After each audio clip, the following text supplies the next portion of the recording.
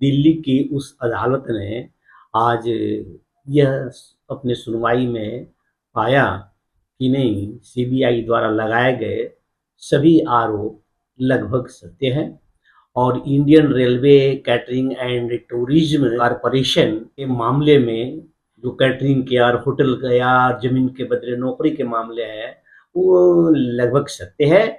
अतः श्री लालू प्रसाद यादव, उनकी पत्नी श्रीमती राबड़ी देवी तथा पुत्र श्री तेजस्वी यादव, इनके अलावे कुल मिलाकर 14 अभियुक्तों के विरुद्ध केस चलाने का आदेश जारी किया गया है।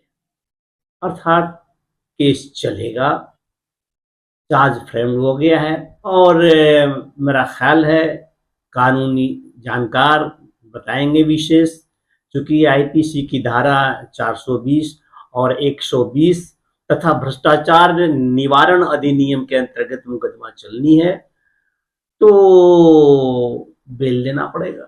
इन्हें संबंधित सभी अभियुक्तों को सजा मिल सकती है।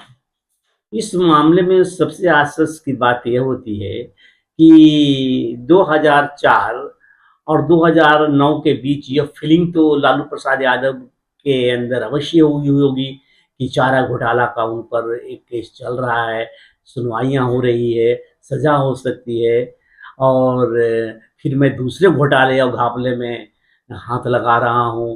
उचित है, अनुचित है, देश, समाज, परिवार और आने वाली पीढ़ियों को क्या संदेश देंगे। थे लालू प्रसाद यदि चाहते तो समय को नियंत्रित कर लेते, रोक लेते। ईश्वर ने बहुत कुछ दिया था। ऐसे तो अभी भी कहेंगे कि उन्होंने कुछ नहीं किया है और अदालत में यदि कुछ नहीं पाया जाएगा तो निर्दोष हो जाएंगे।